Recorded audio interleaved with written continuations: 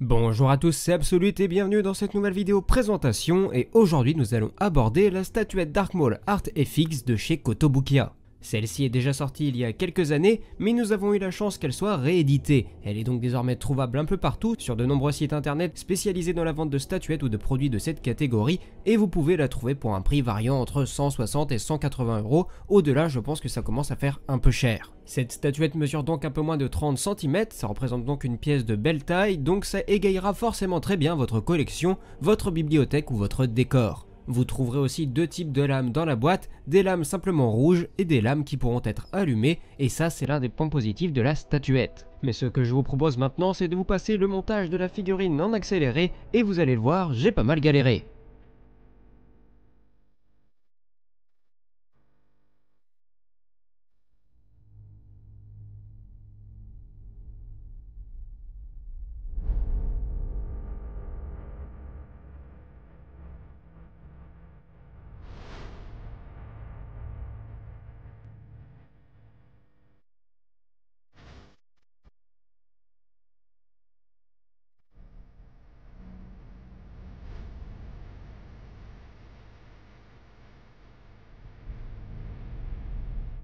Et oui, comme vous l'aurez remarqué, je ne suis pas vraiment un manuel et j'ai vraiment galéré pour mettre l'espèce de ceinture sur le personnage, mais à ma décharge, je trouve que c'est pas super pratique à mettre. Néanmoins, je comprends pourquoi c'est fait de cette façon, ça permet à la figurine d'avoir un peu plus de relief, de lui donner un peu plus d'effet, et si ces deux parties étaient déjà mises sur la statue, je pense qu'il y aurait vraiment des risques que cette partie ne se casse dans l'hypothèse où elle serait amenée à recevoir un mauvais coup. Mais bref, ce petit problème de la mise en place est donc compensé par cette mesure de sûreté. Et quant au reste de la statue, celle-ci est vraiment super réussie. La pose de Dark Maul est réellement impressionnante, à la fois très énergique et très menaçante. Je trouve que le gris de la robe fonctionne très bien et les effets de vent et de poussière qui sont représentés avec la peinture perfectionnent vraiment le tout. Pour la partie supérieure du corps, autant vous dire qu'on a vraiment affaire à un monstre de muscles. Et là où la figurine fonctionne bien, c'est que toutes ses formes sont bien sculptées et ça nous permet également d'admirer les superbes tatouages particulièrement caractéristiques des Zabrak, mais plus encore de Dark Maul. Concernant le visage de Maul, tout va bien, pas de strabisme à l'horizon, donc c'est forcément une très bonne nouvelle.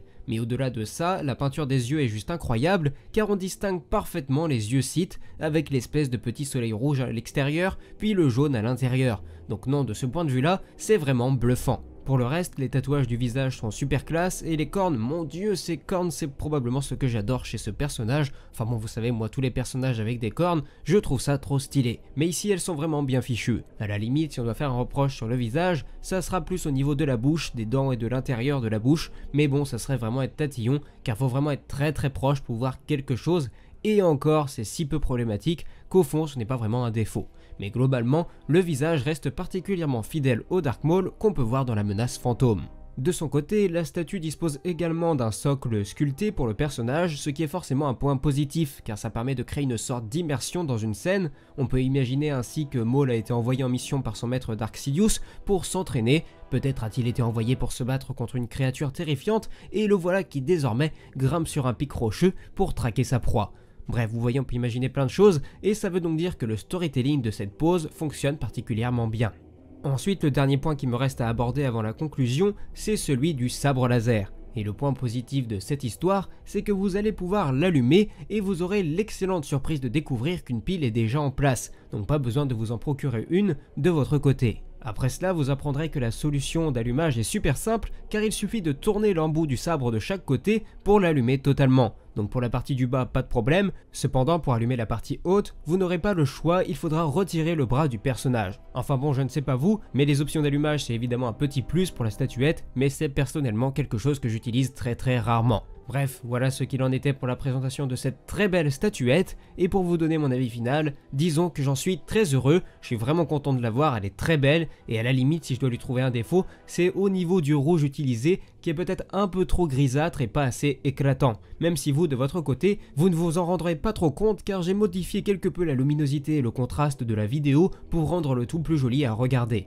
Mais sinon au-delà de ça, c'est vraiment une très belle pièce de collection. Bref, voilà ce qu'il en était pour cette vidéo. N'hésitez pas à me dire ce que vous en avez pensé et de me donner des conseils pour améliorer ces petites présentations. Vous en avez maintenant 2 pour vous faire une idée de ce que je souhaiterais faire, donc celle-ci plus la vidéo sur Evan qui est sortie quelques jours auparavant.